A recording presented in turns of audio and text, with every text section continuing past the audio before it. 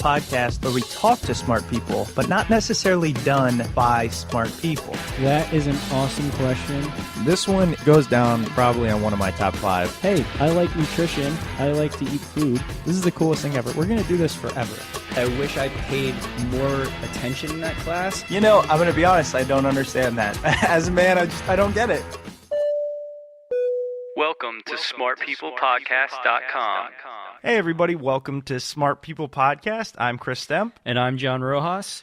Hope everybody's doing great out there, getting ready for Thanksgiving and to pound some turkey and me specifically mashed potatoes. Mashed potatoes and gravy. Yeah, or maybe John's just going to go to Popeyes like it's normal. Popeyes for what? I don't know. I like Popeyes and biscuits and gravy. I got a real treat for you today. As a matter of fact, this episode was so awesome for the first time in history. No, we had this happen once before, but we're going to split it up into 2 episodes because we ended up speaking to our guest for so long because he ended up being such a great guy. And I wasn't actually sure where this was going to go because he deals with incorporating Western medicine with Eastern medicine. And we've had some guests on in the past where they deal with, you know, some of those Eastern medicine type things. And it got kind of weird. It got kind of weird. But this dude is awesome, knows his stuff. Man, it's really good stuff. So this week we talked to Dr. Stephen Cowan. He is a board-certified pediatrician with 25 years of clinical experience working with children. His subspecialty is in developmental pediatrics, and he looks at the whole picture when it comes to children with learning disabilities or with mental handicaps and how to kind of combat that using both Western and Eastern medicine. So we're going to get into that here in a minute, but first, a message from John Rojas. Guys, help out the show during this holiday season. Head over to our website, smartpeoplepodcast.com. Click the Amazon banner at the top of the page. It honestly is the easiest way for you to support the show. It's super simple. You just click the banner. It sends you to Amazon. You buy the awesome presents and gifts that you're getting for your family, friends, loved ones, whoever it may be. And we get a nice little kickback that, you know, helps out the show. Yeah, I mean, December is usually our best month, and it helps us out. So just go on over there and make all the shopping easier on everyone.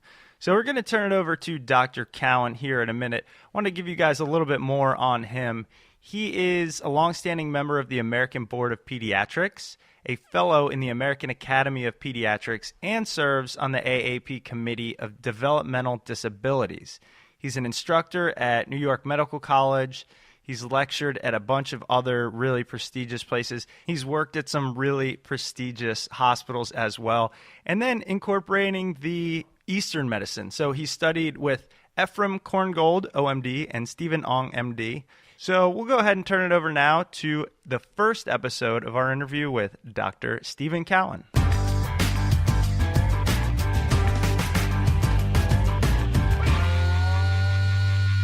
What do you find is kind of the most, I don't know if I want to say most common thing that you get asked, but what do you find most useful to the general audience? I want to make sure we touch on that. That's a big question. I know. The way you got to me was through that 11 Things blog, and I wrote that because of that question. Okay.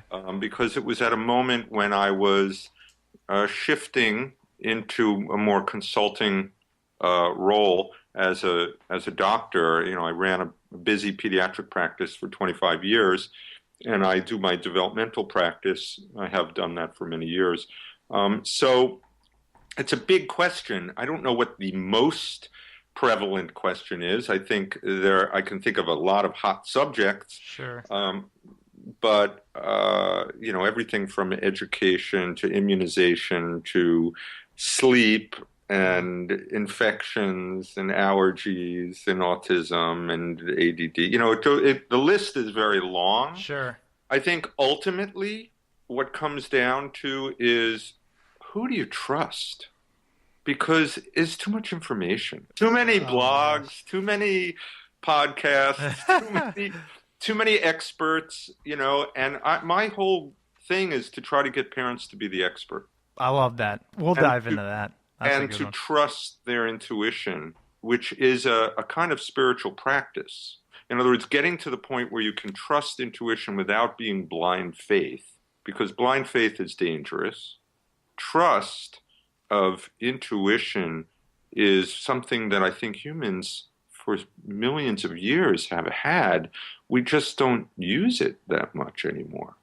That's a great point. That kind of just caught me off guard because we've talked to people on the show before who, I mean, we've talked to all types of experts and really great stuff. But sometimes, you know, we'll talk to two neuroscientists, top of the line, all this. We might hear different things, and I just go, oh God, now I'm screwed. Now That's who do right. I trust? That's right.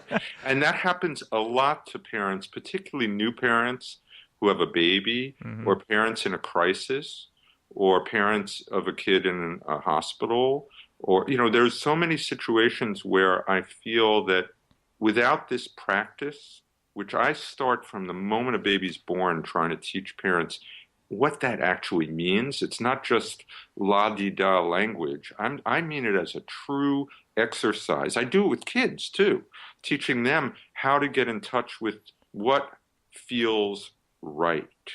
There is a physical feeling when something is right. You know, you feel this is the right decision to make. And, you know, and it's tricky because in medicine, as a doctor, I was trained to kind of shut that down a little until I started hanging out with these master doctors that became my mentors, and they all had it. And the way they get it, and this is the tricky part, is from just being around for a long time and seeing a lot, right? So as a new parent, you haven't had a baby before, you don't know what to trust because you haven't been through this before, and yet you were once a baby. So think about it this way.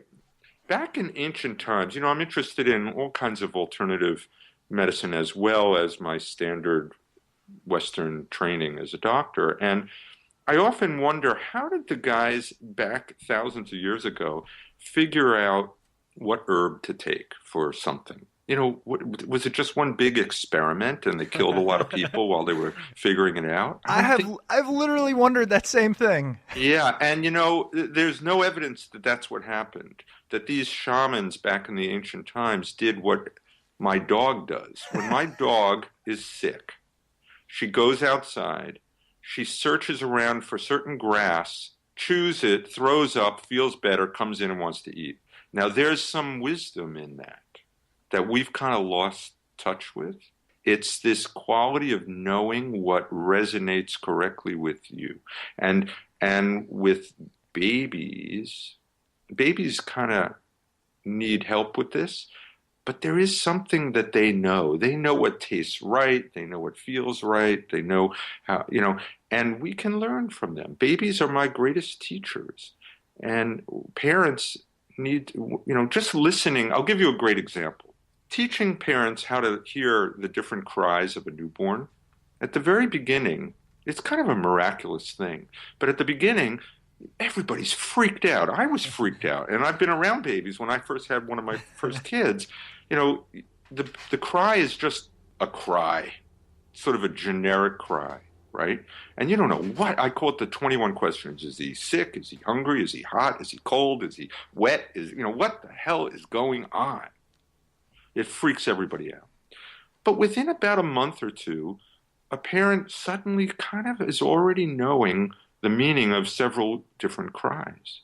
Now, granted, the baby is also learning that certain cries elicit certain responses from the caregiver. So it's this little dance that takes place where you're becoming a bit of a connoisseur of your baby's cries. That's intuition. That's trusting what your senses, trusting what you're picking up on. Remember, as a doctor, I'm trained to actually hone my senses so that I can walk into a room and know this is an emergency, this is life-threatening, this isn't, right? And that takes training and practice. When I'm teaching medical students, they're completely freaked out. They're worse than new parents because they don't know anything and they think they know something, which makes them worse than new parents. I was going to say that's the most dangerous person. Most dangerous thing, because they think they know something. So the first thing I do, and the first thing I try to do as a practice, as literally as a spiritual practice for myself, is I sit with, I don't know, or better yet, from a developmental perspective, I don't know yet. I don't know yet. I once made these buttons up for a workshop I was doing, and I gave them all these buttons that just said IDKY. I don't know yet.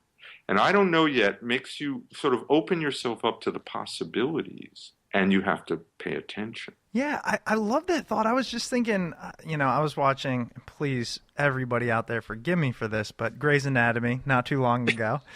Okay, I admit it. But there was there was a little bit of insight. A doctor was operating, a new doctor was operating, and the patient said, "Are you as good as the other doctor?" And he said, "No, I'm not, but I will be." And it was actually a really cool, I like that. It's kind of what you're saying. It's, own that, realize your strengths and weaknesses, but understand that that's a process and you have to be willing to go through it. And not just, that's correct, but not even that has a trace of arrogance. I would say even more so, living within the I don't know yet, but let's find out together. What you and I are doing right now.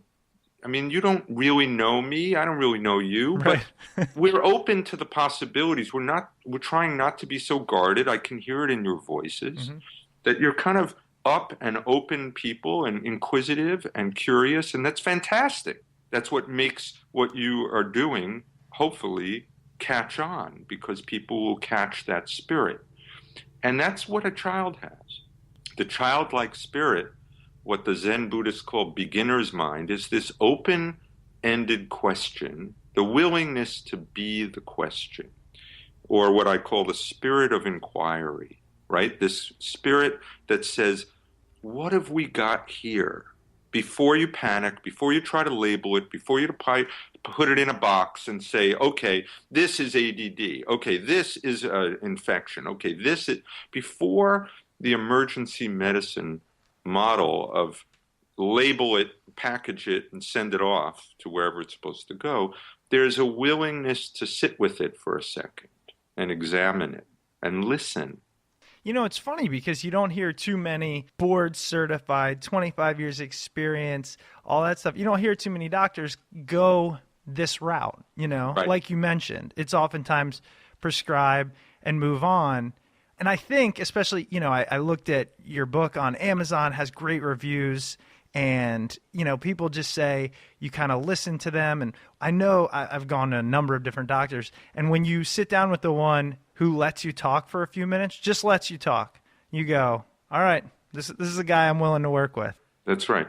Yeah, and it's estimated that a doctor spends 6 seconds in the room before he interrupts the patient and then is already moving on to the diagnosis. It's crazy. And that's time. And as I said in the 11 Things blog, time is the most alternative thing I do. That's it's actually most alternative medicine. Right. That's really funny.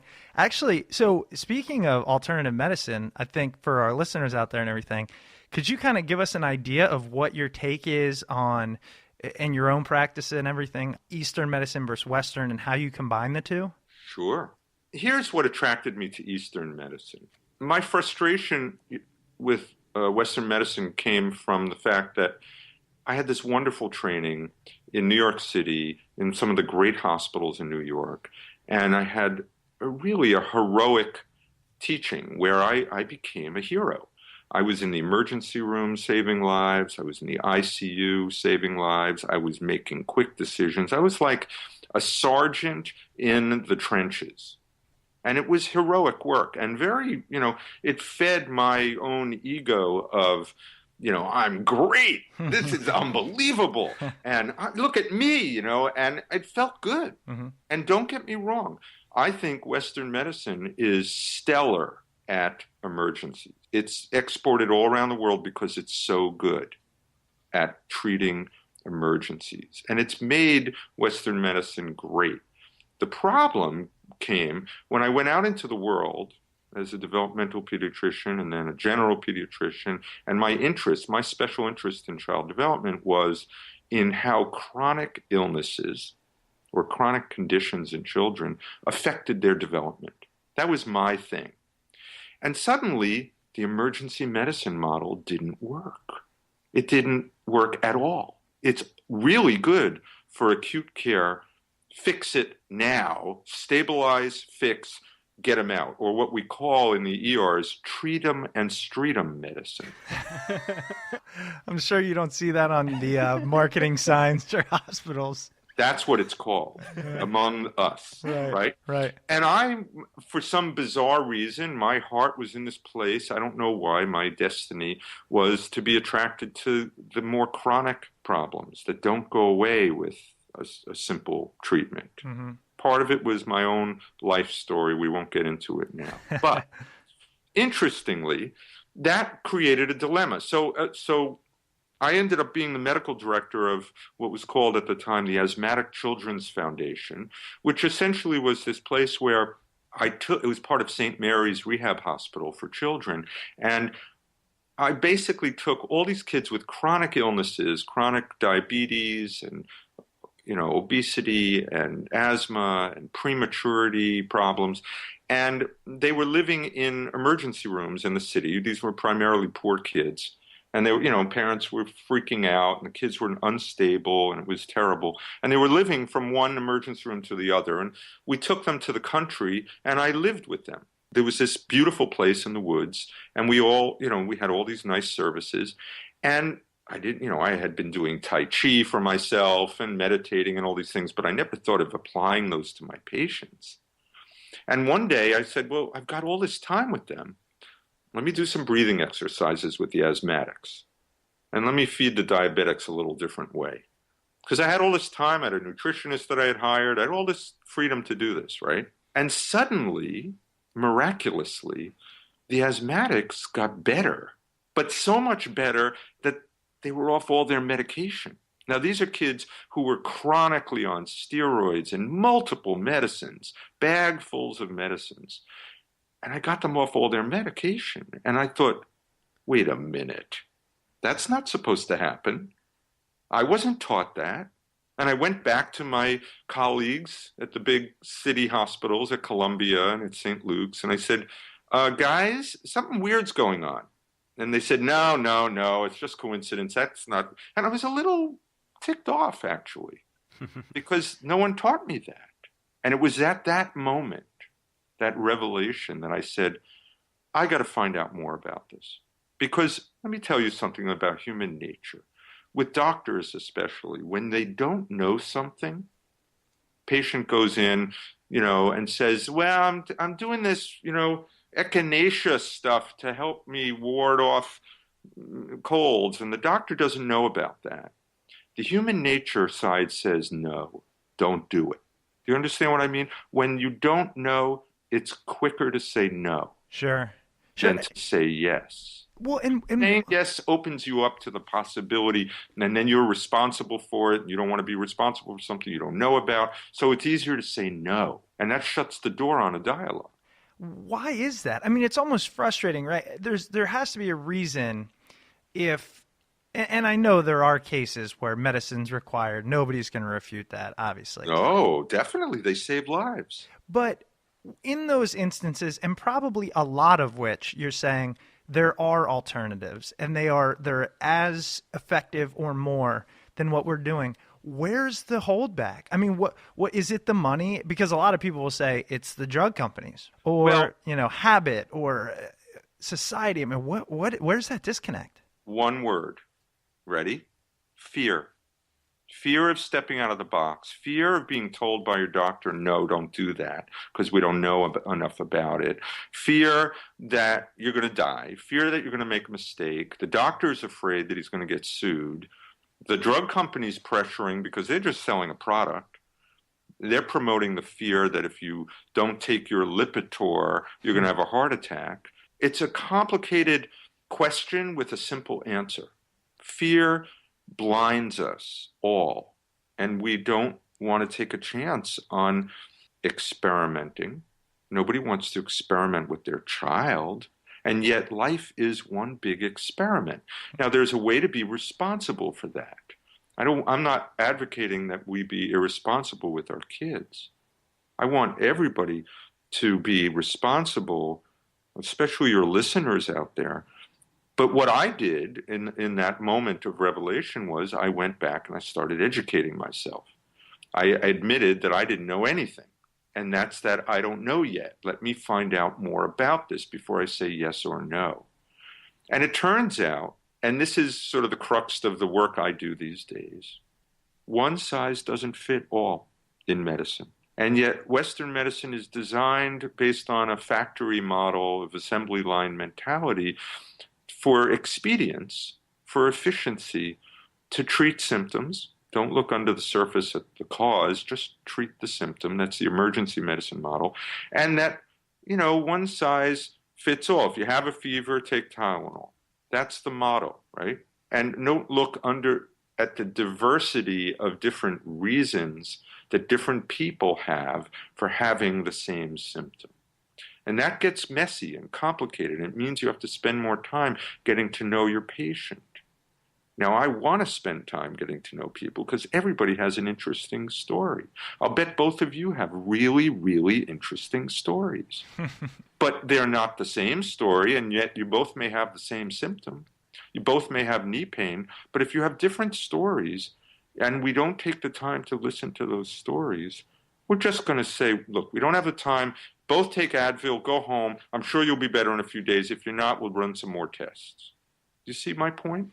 I do, and it's actually a perfect lead-in to the thing that I think a lot of people out there, a lot of people listening will really connect with, and it's your book, Fire Child, Water Child, and the idea, I'm putting words in your mouth at this point, so I won't, but of just the different ways that we try to assign ADD or ADHD when that's not the case. Could you kind of tell us more about that?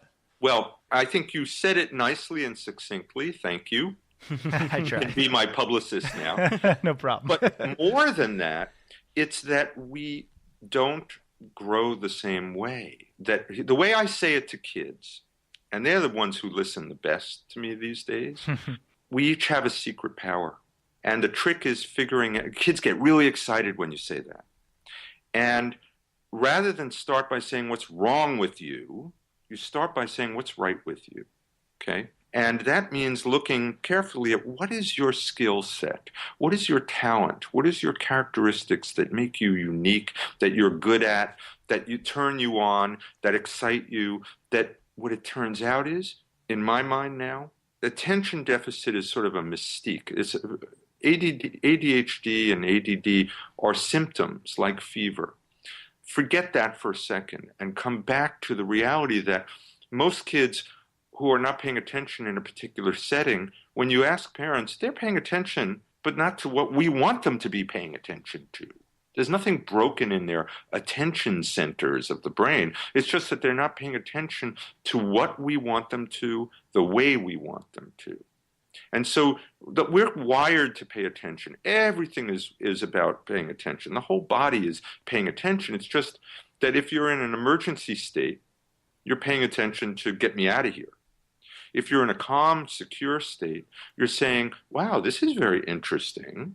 So there are different qualities. And then to make it more interesting, and what my book, Fire Child, Water Child, is about, is defining these different styles of paying attention, different secret powers that I use an old Chinese medicine model called the 5-phase model: fire child, the earth child, the wood child, the metal child, and the water child, that each have these characteristics like superheroes. They each have characteristics that are great when they're worked on, when they're developed. But when a kid is insecure, it doesn't come out well.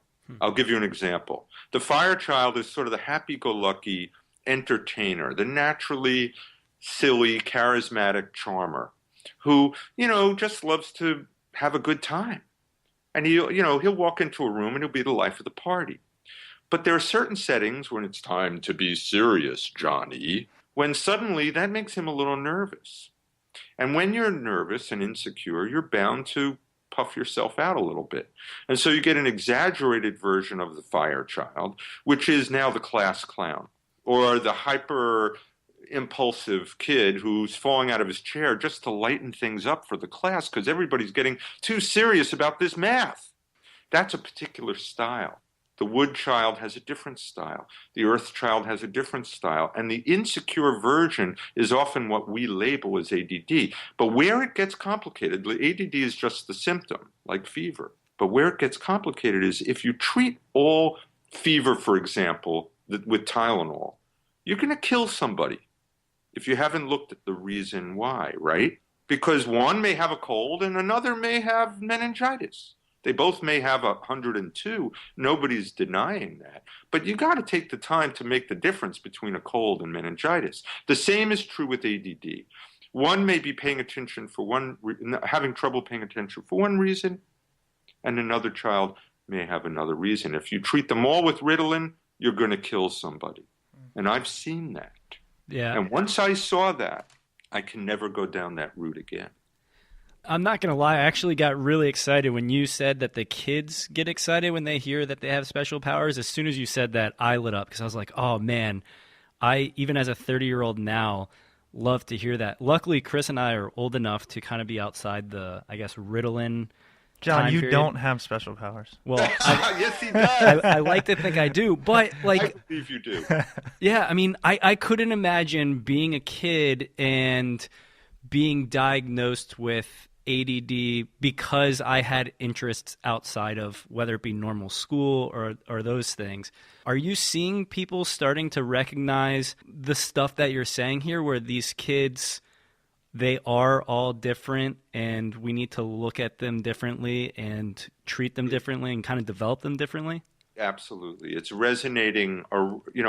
My book, believe it or not, it's so weird. It's been translated now into German, Korean, and Chinese. And Chinese I find the most interesting because here there's this Chinese philosophy that underlies the whole principles that I've made user-friendly for an American audience, right? Mm-hmm. But I learned it over years of studying Chinese medicine and applying those principles, right? And now it's coming full circle, going back to China, where the industrialization of China is actually bringing more ADHD problems to China.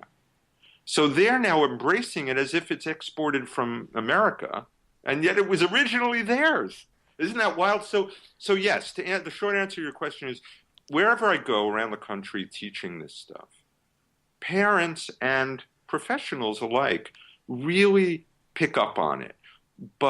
And they like it because it's a way of customizing care for children and embracing the gifts of children, the thing that turned you on about the secret powers. But what really gets them is the way the kids take to it. Because now they're owning something positive rather than a kid saying, I'm bipolar or I'm ADHD, which makes them, it's such a sad thing when I hear a kid labeling himself, identifying himself with a disease. We want kids empowered, not debilitated. Sure, and he's got to hide his medicine at school and that type of thing. I mean, it can be an embarrassing thing. It's shame, and embarrassment, and also it makes him sound like he's broken. And no kid is broken. So this empowerment catches on. I did this workshop not long ago that's going to be the next book I'm working on. It's something I'm working on now, and there's several interesting groups that I'm not yet at liberty to talk about that may pick up on this with me about how to make a kid a hero. Let me ask you guys this. What's a true hero? That's a tough question. I know, I was going to say. Because you don't want to give any cliche answer. You don't want to screw that question up. Say it. Say what's in your heart. I truly believe a hero is somebody that puts others' needs, wants, desires, at least, if not ahead of their own, on par with it. Yeah, I was going to say somebody that does something for somebody selflessly, even though doing something selfless is very hard to do. No, that is both of you exactly right. That's the point, okay? And it turns out in all my studies, and there's several research articles that have supported this, that the more you do for others like that, like a hero, like a true hero as you defined it, the more secure you feel. Do you know why? No. Well, the obvious reasons are you're getting positive feedback for it. That makes you feel more secure, right? Mm-hmm. People think you're cool. So you feel empowered in a certain way. That's the obvious reasons. There are other reasons. You feel like you have a purpose, and that makes you feel secure. You feel, in some ways, like your problems aren't so big compared to other people's as you do for more other people. So that makes you feel more secure. And in some ways, there's this way of giving that allows you to feel more connected to a larger group, something you're doing right now as two heroes through the blog that you're doing, through this podcast. Mm-hmm. That connection, that's heroic, what you're doing. You're doing this to spread the word, so to speak, but you're connecting with people. And I consider that heroic work. And it feels good, doesn't it? I mean, we love it. And you love it when you get feedback. Absolutely. That's heroic work. And it makes you feel like you have a purpose. And there is a certain quality of security built into that. Okay? Now, the opposite is that the more selfish you are and self-involved you are, the more insecure you actually become for all the opposite reasons. Your problems seem bigger than everybody else's. You don't have a purpose other than that satisfaction momentarily. You're disconnected from the group. All these negative reasons that make you actually feel more insecure, which then makes you more selfish. So the negative cycle, what I call the cycle of suffering, is something I'm interested in breaking. And it turns out when you work with kids with their secret powers, the stuff I talk about in my book, you can develop, as they learn to master these gifts, like attention, which is one of our gifts, master it for the good of others, you become a true hero. And you feel really good and empowered about yourself. I couldn't agree with you more. I honestly have been building this idea for a long time about how each person's individual attributes and strengths are purposeful, and until you utilize them properly, you will feel like there's something missing. I don't know. It's just something I've learned over a long time, and I truly believe in. I think it's identical to what you're saying. Identical. It's exactly right, and you're not alone. I think you said it beautifully, but all the great adventure stories we loved, Lord of the Rings, and all this great stuff, right? It's getting a little warped by some of the superhero stuff right now, which is this vision of, when I talk to kids about this, very intimately, I get into these discussions with hundreds and hundreds of kids. There's some kids who will say the hero is killing the bad guy, but that's not what the hero is. You guys both got it.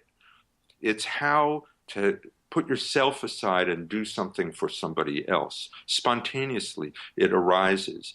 And you're right. It's when your skill sets suddenly come alive and you have something to contribute. Suddenly you say, oh, wait, I know how to do that. And everybody goes, you do? Great. Get over here. And that's what humans for millions of years learned to use. That's why our diversity, it's why nature favors diversity. And in problem solving, we know this. Here's the example, right? And this has been repeated over and over again. You take a genius and put them in a room with a problem. And you take 10 average intelligence people from diverse walks of life, put them in another room with the same problem, they will always come up with a more creative solution than him. Because they're coming at it from so many different avenues that they're bound to uncover much more creative, unpredicted solutions. The one guy who's the expert, he's already preset. He's going to do it the way he knows how to do it. And it limits his option. This is why Google and places like that now are having, Friday afternoons work on whatever project you want to tap into creativity. Because as you said, everybody's got some hidden gift, some talent that needs, and the right opportunities will bring it out. So in education, what I'm interested in when it comes to attention is creating contexts that are going to bring out those creative talents. And then you say, let's run with that. Let's see how we can utilize that for this kid to learn math, or for this kid to learn to read, or this kid to write, or this kid to tell a story, whatever. Is shifting the context rather than forcing the square peg into a round hole. Mm-hmm. We never look at the context. It's never the school's problem. it's always the kid's problem. Welcome back. Hope you guys enjoyed that interview with Dr. Cowan. And I'm saying I hope you enjoyed it because next week you're getting part 2. Yeah, I didn't know how I felt about that, but John talked me into allowing us to do 2 parts for 2 episodes in a row. And to be honest, the reason I agreed is because, man, it was awesome talking to him. Yeah, it was a fantastic conversation. I And don't he was know. such a cool guy, And enlightening. very enlightening. Just the conversation with him, I mean, we were enthralled the entire time, just sitting here when he had us doing the close your eyes thing and all that cool stuff.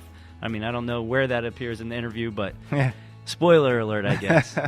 So thanks for listening, guys. If you can, head over to iTunes, leave a rating. Those have slowed down a little bit, and, we understand. You got some things to do, but if you can do that, we appreciate it. And as always, check out the Amazon banner at smartpeoplepodcast.com. Sign up for the newsletter.